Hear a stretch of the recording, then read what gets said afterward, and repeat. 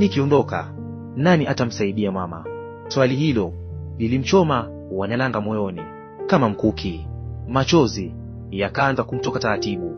Alimvuta binti yake karibu, akamkumbatia kwa nguvu, kwa sauti iliyotikiswa na kilio.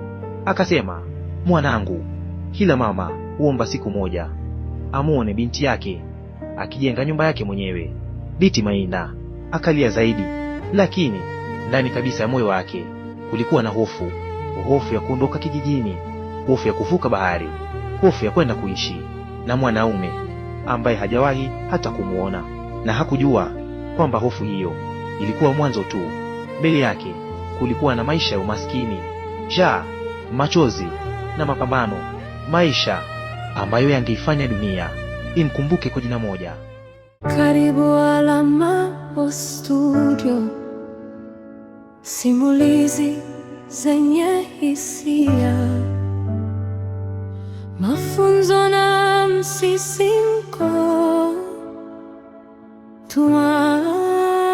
Tuanze. Sura ya 5. Usiku wa mwisho nyumbani. Siku 3 zilikuwa zimepita tangu wageni kutoka Zanzibar waondoke. Katika kijiji cha Kibogwa, habari za posa ya Agnes zilikuwa zimesambaa haraka kuliko upepo wa milimani. Kila kona watu walizungumza jambo lile. Umesikia? Binti wa mzee Nasoro anaenda kuolewa Zanzibar. Kweli? Kumbe anaondoka kabisa. Ndivyo walivyosema. Maneno hayo yalimfikia binti Mainda kila alipopita, lakini hakuwahi kujibu. Alizidi kuwa mtulivu kuliko kawaida. Asubuhi moja, akiwa shambani pamoja na mama yake, alisimama ghafla, akazitazama milima ya Kibogwa. Ilikuwa mara ya kwanza kuzitazama kwa muda mrefu namna ile. Kila mti, kila jiwe, kila njia nyembamba aliyokuwa akipita tangu utotoni, vyote vilionekana kuwa vya thamani kuliko siku zote. Macho yake yakaanza kuloa. Wanalanga aliyekuwa karibu naye akagundua. Mwanangu. Binti Mainda akafuta machozi haraka. Hakuna kitu mama. Lakini mama alijua kwamba binti yake alikuwa ameanza kuagana na maisha aliyoyazoea. Jioni ile ile mzee Nasoro aliwaita watoto wake wote ndani ya nyumba: Abedi, Yonasi, Yerere, Binti Mainda, Williamu, Maiko na Pauleta, mtoto mdogo ambaye bado hakujua hata maana ya kuolewa. Moto wa kuni ulikuwa unawaka katikati ya nyumba. Baada ya ukimya mfupi, mzee Nasoro akasema, nimefikiria sana. Kila mmoja akamwangalia na nimekubali. Binti Mainda akahisi dunia ikizunguka. Mzee Nasoro akaendelea, Agnes ataolewa. Hakuna aliyesema neno. Pauleta mdogo akamuuliza mama yake kwa sauti ya chini, mama, dada anarudi lini? Swali hilo lilivunja moyo Wanalanga. Alimkumbatia mtoto wake bila kujibu, kwa sababu hata yeye hakujua kama angemwona tena binti yake mara kwa mara.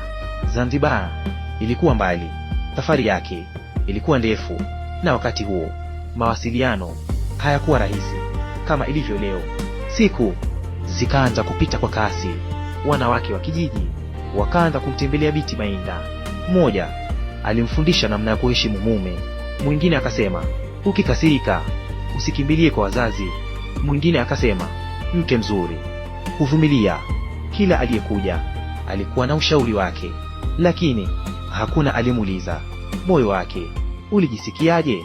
Usiku uliofuata kabla ya safari, Binti Mainda hakupata usingizi. Akatoka nje ya nyumba. Mwezi ulikuwa umejaa angani. Alikaa juu ya jiwe kubwa lililokuwa mbele ya nyumba yao, akatazama nyota, akasikiliza sauti za wadudu wa usiku. Kisha akainama, akashika udongo kwa mikono yake. Huo ndio ulikuwa udongo aliochezea akiwa mtoto, aliolima, alioangukia mara nyingi na alioupenda kuliko sehemu nyingine yote duniani. Polepole akaufinya udongo huo mkononi mwake. Machozi yakaanza kumdondoka. Hakutamani mtu yeyote amuone analia. Dakika chache baadaye, Wanalanga akatoka nje. Hakusema neno. Alikaa pembeni ya binti yake. Wakakaa kimya kwa muda mrefu. Baadaye Wanalanga akashika mikono ya Binti Mainda. Mikono ile ilikuwa migumu kwa kazi nyingi. Akaipapasa taratibu, kisha akasema kwa sauti ya upole, Agnes. Naam mama. Hii mikono imewalisha ndugu zako, imenisaidia kwa miaka mingi, lakini kuanzia kesho itakwenda kujenga nyumba nyingine. Binti Maina akashindwa kujizuia, akamkumbatia mama yake kwa nguvu. Wote wawili wakalia, sio kwa sababu hawakupendana, bali kwa sababu walijua kulipopambazuka kila kitu kingebadilika. Ndani ya nyumba, mzee Nasoro alikuwa bado macho. Alikuwa amekaa peke yake akitazama mwali wa Kibatare.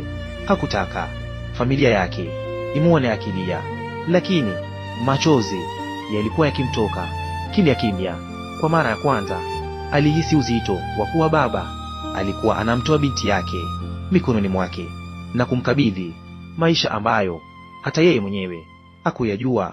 Je, upepo wa milimani uliendelea kuvuma kana kwamba nao ulikuwa unada, na alfajiri iliyokuwa inakaribia ilibeba mwanzo wa safari ambayo indiubadilisha kabisa mwelekeo wa maisha ya Binti Maina, safari ya kuelekea Zanzibar, safari ya kuelekea kwa mzee Satingi, safari ambayo miaka michache baadaye ingeleta duniani mtoto aliyeitwa Maritina.